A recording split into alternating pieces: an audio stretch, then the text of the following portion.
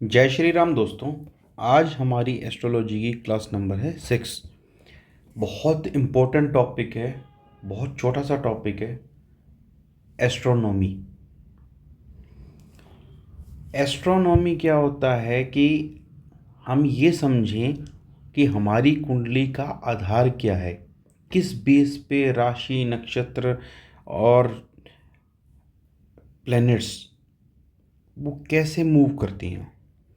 अब आप समझिए, धीरे समझिएगा, और कुछ समझ में नहीं आता है तो आप लोग पूछिएगा, ज़रूर बताया जाएगा आपको। ये माने गए हैं 9 ग्रह, 1 2 3 4 5 6 7 8 9। ब्रह्मांड में ये 9 ग्रह बैठे हैं ऐसे, इस पोजीशन में, राउंड पोजीशन में।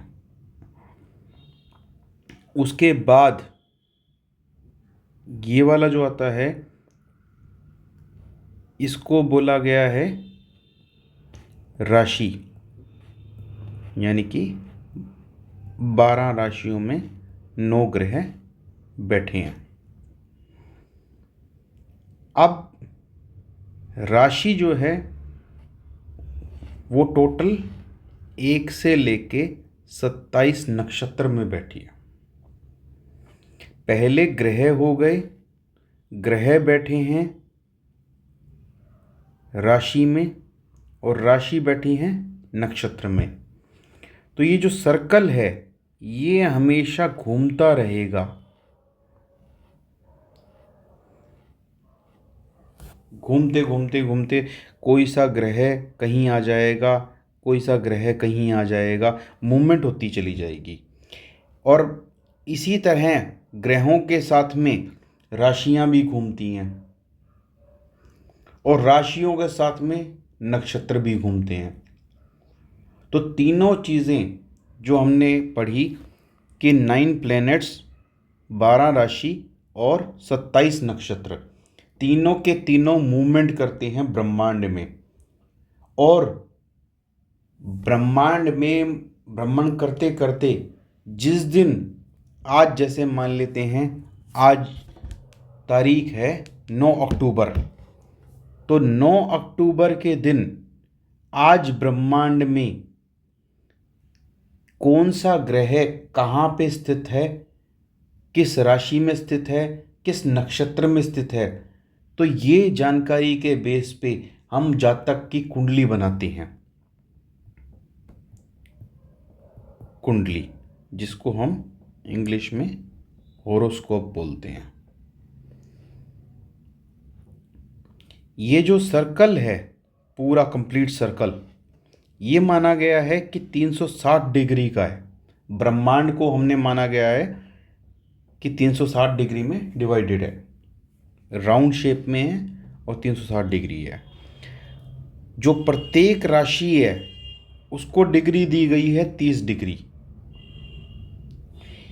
एक राशि में 2.25 नक्षत्र होते हैं लगभग। एक्चुअल में सूर्य ग्रह स्थिर है,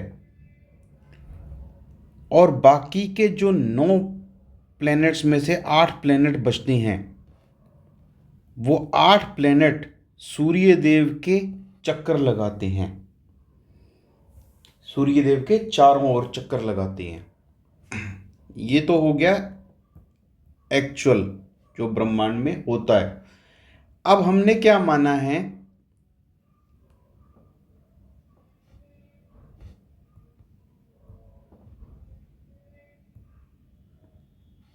अब हमने मान लिया कि ये 9 ग्रह हैं। तो ये 9 ग्रह जो हैं वो सारे के सारे एक सर्कल में बने हुए हैं। हमने यहाँ पे सूर्य ग्रह को नहीं माना, सूर्य ग्रह को भी ये मान लिया कि ये भी इसी सर्कल में भ्रमण करते हैं, जबकि ऐसा है नहीं। लेकिन एस्ट्रोलॉजी में ये चीज़ मानी गई है, एज्यूम की गई है। मैथ्स जब आप पढ़ते होंगे ना, कभी पढ़ा हो आपने पहले की क्लासेस में, तो assume x is equal to 2।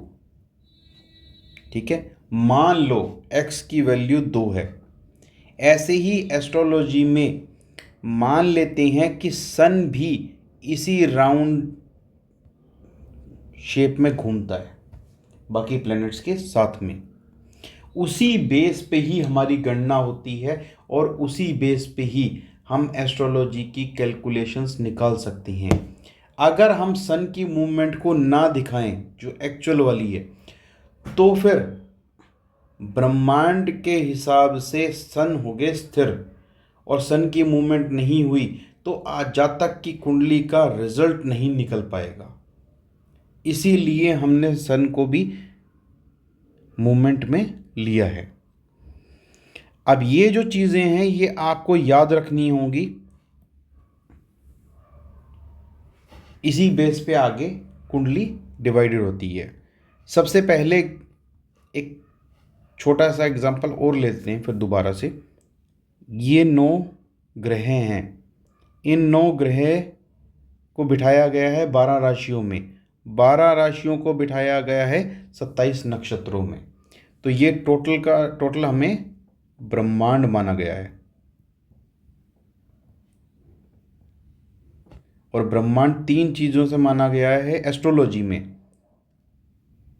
Planets, नक्षत्र और राशि। इन्हीं तीनों का खेल है सारा।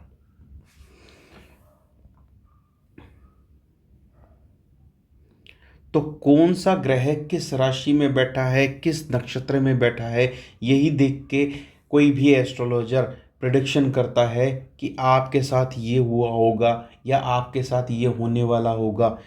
और एक बात और समझिएगा, आगे आने वाले टॉपिक में हम समझेंगे, जब भी किसी जातक का जन्म हो जाता है, जैसे हमने 9 अक्टूबर का समय लिया था आज का, तो आज की डेट में जो हमारे ग्रह हैं, नक्षत्र हैं, ग्रह हैं, राशियां और नक्षत्र हैं, ये किस पोजीशन में हैं, उसकी फ़ोटो एक क्लिक हो गई और वो फ़ोटो क्लिक होके हमारी जन्म कुंडली बन गई। तो हमारी जन्म कुंडली क्रिएट हो गई। लेकिन क्या 9 अक्टूबर को सुबह 9 बजे कोई व्यक्ति पैदा हुआ है तो क्या उसके बाद ब्रह्मांड रुक जाएगा? क्या ये जो घूम रहे हैं तो ये घूमना बंद कर देंगे? नहीं, ये तो अपनी पोजीशन पे घूमते ही रहेंगे, नक्षत्र भी, ग्रह भी, राशियां भी। तो ये जो मूवमेंट होती रहती है इसको हम बोलते हैं ट्रांजिट, और हिंदी में हम इसको बोलते हैं गोचर। ट्रांजिट क्या होता है? जब, एक लेमन लैंग्वेज में समझा देता हूं, कोई भी गुड्स है, ठीक है, कोई भी माल है, मान लीजिए ये 100 किलो आम है,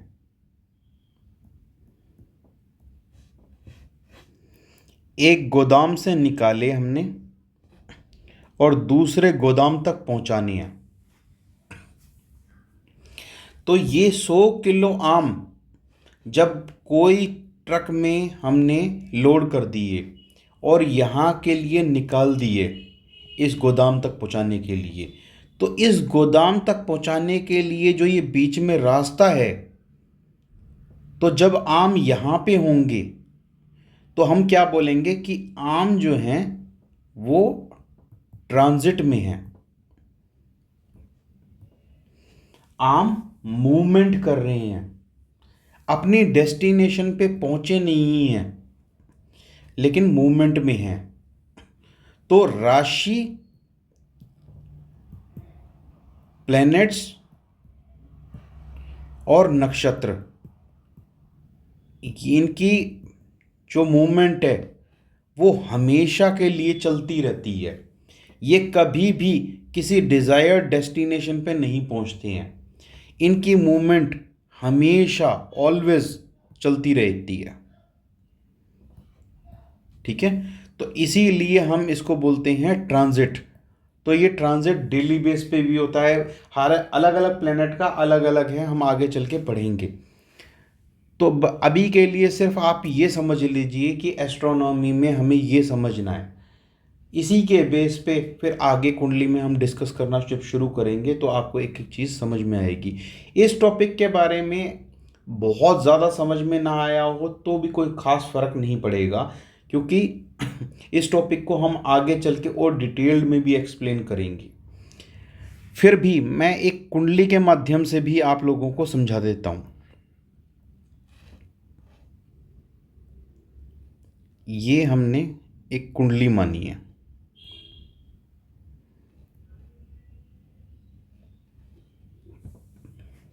अब ये कुंडली जो है टोटल ये कितने की है, 360 डिग्री टोटल।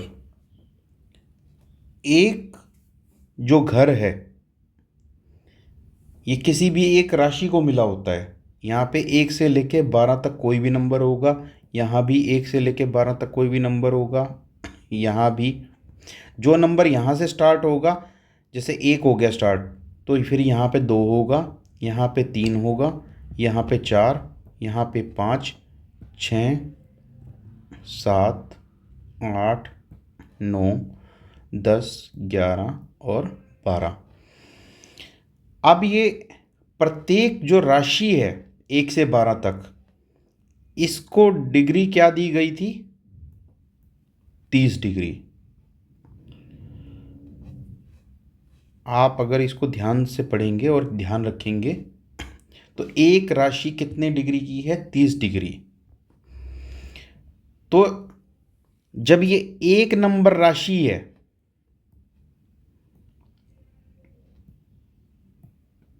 एक नंबर राशि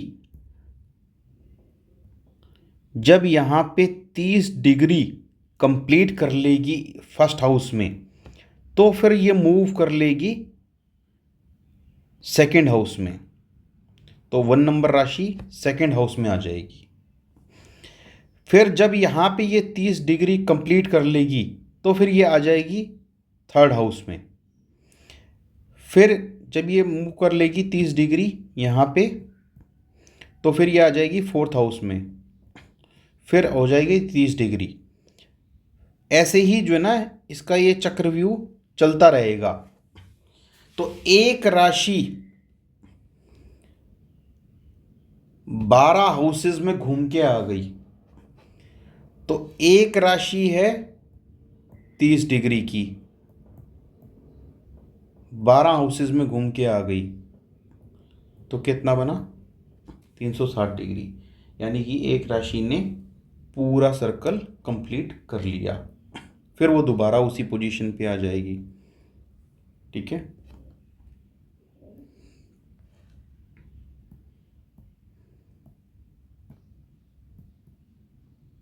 तभी आप देखते हैं कि किसी बच्चे का जन्म 9 बजे हुआ है तो उसकी कुंडली में सूर्यदेव यहाँ पे विराजमान है। किसी का शाम को 6 बजे हुआ है तो उसके सूर्यदेव यहाँ पे विराजमान है।